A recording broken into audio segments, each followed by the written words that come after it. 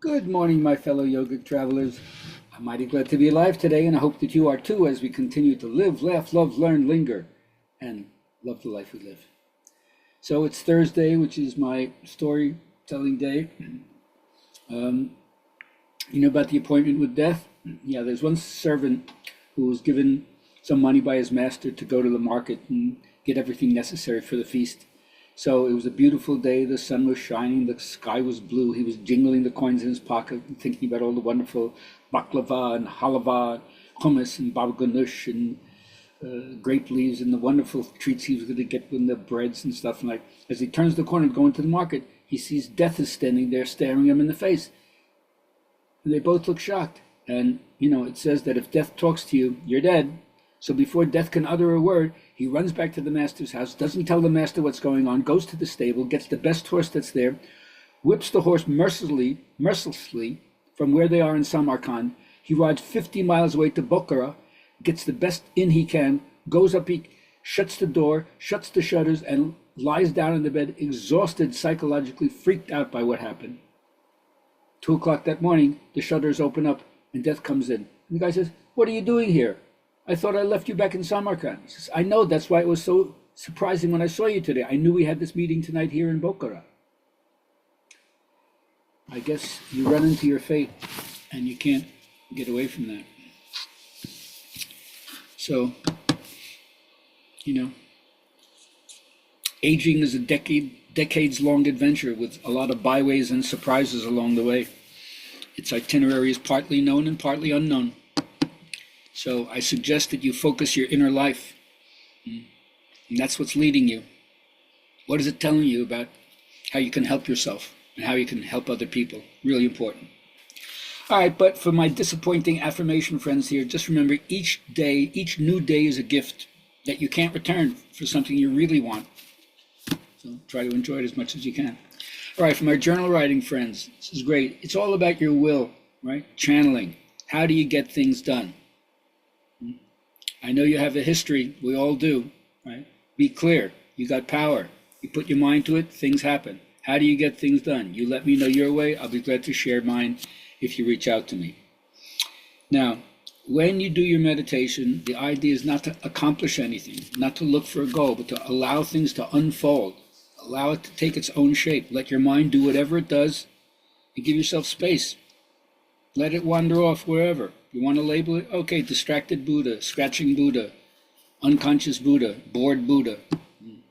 But then you'll humble yourself and hopefully you'll find the blessings that have been given to you by the living spirit in your life.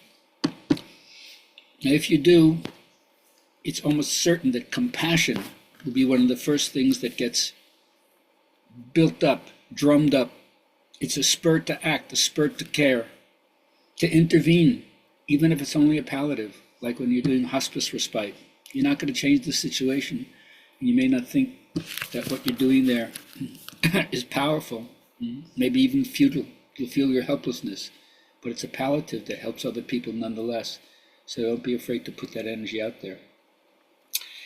Now, we've all been buffeted about, if you want to use the elements idea, everybody has been scorched by some kind of fire. Every have been flushed away, not fluid in their movements, dehydrated by the water, dried up by the experience. The winds and the storms of life blow you this way and that way. You're swept up.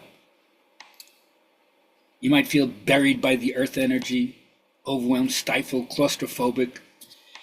And then, of course, there's so much vastness in the universe, you might feel overwhelmed by how much space there is all over. Incredible, but just remember, you're still not dead. So, if you're going to come up and bring what you got to the fore, because think of what an unbelievably beautiful world this would be if you brought the best that you were capable of into the world. What a change that would be for the world. If you bring the best that you got, if everybody brought the best that they got into the world, how good that would be for everybody. But just remember this, even in the biblical stories, if you don't believe this historically or not, it doesn't matter, but the symbol is great. Every time God visited some devastating reminder to the Jews that they broke the covenant, That was the warranted response. They recognized they did something wrong and they tried to straighten up. There's a moral responsibility we all have, even if you get revelation. Like I said, 6 weeks after they had the Torah given to them on Sinai, they were worshiping the golden calf. You have to find a way to maintain the initial vision. It's incumbent upon all of us. There are principles we're supposed to follow. And if in any way we violate the principles of just order, it will not go well for us. Yeah. So I hope you all find a way to imagine happy endings to your problems, because if your subconscious mind accepts the vision that you have, the thrill of accomplishment, what you would really like to see as a vibrational match for yourself, it uses all its motive power to bring it about. So I know this sounds selfish, but it's really important to learn how to detach from everything that doesn't make you feel good. Of course, you can't always do that. I'm not stupid, I understand that. But when you have choices, don't let yourself get distracted. Lean towards the gradient. We don't know whether or not it's really good or bad. All acts are tinged with, good and bad, white and black, as they would say. Lean toward the good at least and see what happens. Keep detaching yourself what's good from what's not good, and bring yourself to feel that which regenerates you, nourishes you, and helps you share your beauty with other people.